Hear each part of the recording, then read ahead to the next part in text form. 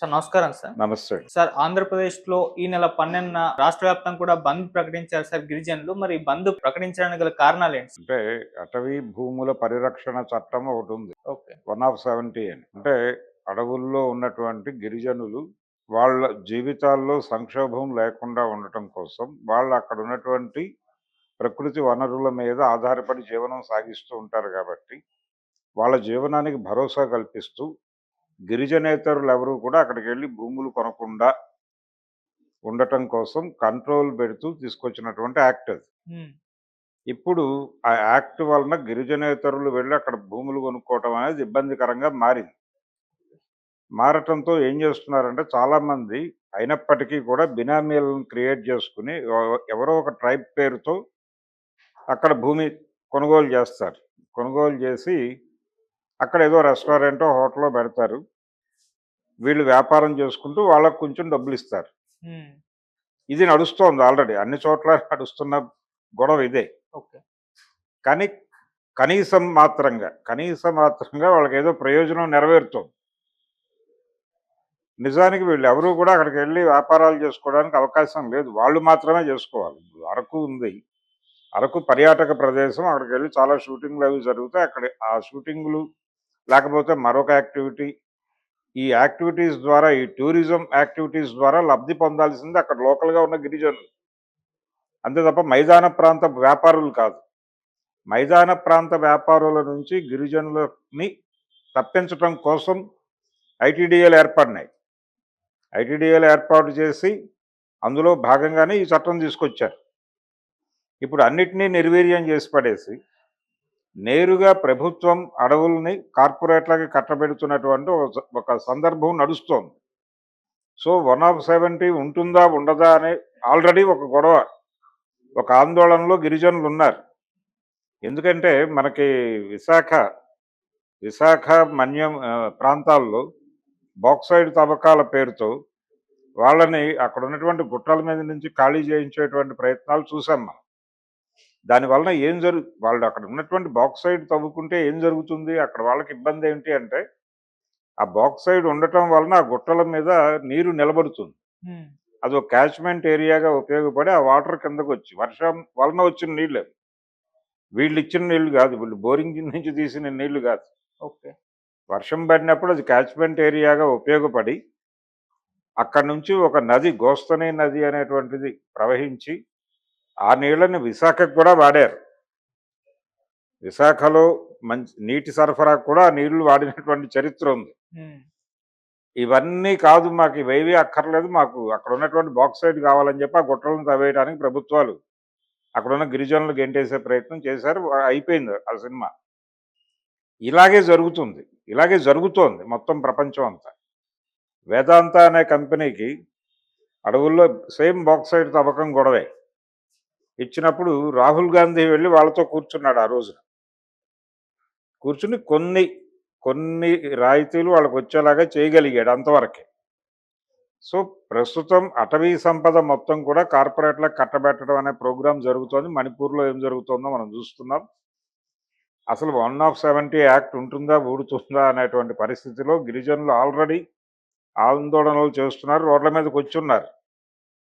ఈ టైంలో ఆంధ్రప్రదేశ్కి చెందినటువంటి తెలుగుదేశం నాయకుడు, స్పీకరు అయ్యన్న పాత్రుడు గారు ఈ 170 తీసేస్తే మంచిదని బహిరంగంగా మాట్లాడేసి గిరిజనులను అభివృద్ధి పదంలో తీసుకురావాలంటే గిరిజనేతరులు లోపలికెళ్ళి ఏదో చేయాలని చెప్పి ఈయన మాట్లాడేశాడు. హ్మ్. అసలు అభివృద్ధి అనేదే జీవితాలకి ఇప్పుడు అభివృద్ధి అనే పేరుతో ప్రజల్ని దోచుకోవడం అనేది ఒక ప్రోగ్రామ్గా డిజైన్ అయింది. మార్కెట్ ఎకానమీ అనేది అభివృద్ధి అనే పేరుతోనే జనాల్ని వేధిస్తుంది. అభివృద్ధి కింద నలిగిపోయి నాశనం అయిపోతున్న జీవితాలు చాలా ఉన్నాయి. ఇలా నాశనం అయిపోయిన జీవితాలన్నీ కూడా నిర్వాసితులైపోయి ఎక్కడో చోట కాలం రోడ్ల మీద బతుకుతున్నారు వాళ్ళు. హైదరాబాదులో రోడ్ల మీద పడుకునే వాళ్ళందరూ, అలాగే ఇక్కడ శరణాలయాల్లో పడుకుంటున్న వాళ్ళు, ముష్టెత్తుకుంటున్న వాళ్ళు, వీళ్ళలో మెజారిటీ ఎక్కడి నుంచో ఏదో ప్రాజెక్టు కింద నిర్వాసితులైన వాళ్ళే. వాళ్ళలో ఎక్కువ గిరిజనులే ఉన్నారు, ట్రైబ్సే. ప్రాజెక్టుల కింద అటవీ భూములు కదా కొట్టేసేది. అటవీ భూములు కొట్టేసిన తర్వాత అక్కడ నిర్వాసితులైన జనాలే ఇక్కడికి వచ్చి ముష్టెత్తుకుంటున్నారు. ఓకే. కాబట్టి అభివృద్ధి అనేది చాలా ప్రమాదకరంగా మారిపోయింది ప్రజల జీవితాల్లో. ఎక్కడ ఏ అభివృద్ధి వచ్చి జనాల్ని చంపేస్తుందో అని భయపడుతున్నారు జనాలు. కాబట్టి ఇప్పుడు ఈయన దాన్ని సెన్సేషనల్ స్టేట్మెంట్‌లా మాట్లాడాడు. మాట్లాడి ఈ 1/70 తీసేస్తే అద్భుతంగా ఉంటుంది అని చెప్పాడు. అంటే రకరకాల వ్యాపారాలు లోపలికెళ్ళిపోతాయి. వాళ్ళకి కూడా ఉపాధి దొరుకుతుంది మారుతున్నాడు ఈయన. హ్మ్. ఇది చాలా ఓవర్ హ్యాండెడ్ స్టేట్మెంట్. మీరు ఆల్రెడీ అదే చేస్తున్నారు. మీరు అదే ఇంకో చేత్తో చేస్తున్నారు రహస్యంగా. ఇప్పుడు నగ్నంగా మేము వచ్చేస్తామని చెప్పడం ఇది. దాంతో ఇప్పుడు లోకల్‌గా ఇప్పటివరకు అర్థం కానటువంటి ప్రాంతాల వాళ్ళకి కూడా విషయం అర్థమవుతోంది. హ్మ్. అర్థమై ఆల్రెడీ గిరిజన సంఘాలు ఆందోళనకు దిగినాయి. దిగి చాలా ప్రాంతాల్లో పర్టిక్యులర్‌గా వైజాగ్ ఏరియాలో, విశాఖ, మన్యం ప్రాంతాలలో కొంచెం కదలిక మొదలైంది. వాళ్ళు ఆల్రెడీ రాస్తారోకోలు చేస్తున్నారక్కడ. ఆయన తన వ్యాఖ్యల్ని ఉపసంహరించుకోవాలి అని.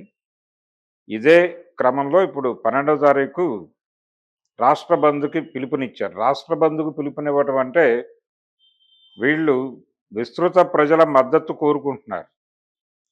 ఇదేదో కేవలం మా సమస్య అనుకోకండి. ఇదేదో గిరిజనుల సమస్య అనుకోవద్దు. ప్రతి విషయంలోనూ ఇదే జరుగుతుంది. ప్రతి కులం విషయంలోనూ ఇదే జరుగుతుంది. ప్రతి సెగ్మెంట్ విషయంలోనూ ఇదే జరుగుతుంది. కాబట్టి కార్పొరేట్ రాజ్యం మన మీద జులుం చేయటానికి సిద్ధపడిపోతోంది. అది నగ్నంగా మారుతోంది. హ్మ్. ఇప్పటివరకు వేసుకున్నటువంటి గుడ్డలను కూడా విప్పదీసేసి నగ్నంగా మన మీద దాడి చేయడానికి సిద్ధమవుతోంది. కాబట్టి దీన్ని ఎదుర్కోవటానికి ప్రతి ఒక్కళ్ళు సిద్ధం కావాలి సమాజంలో అనేటువంటి పద్ధతిలో వాళ్ళు అందుకని ఏజెన్సీ బంద్ అని చెప్పలా.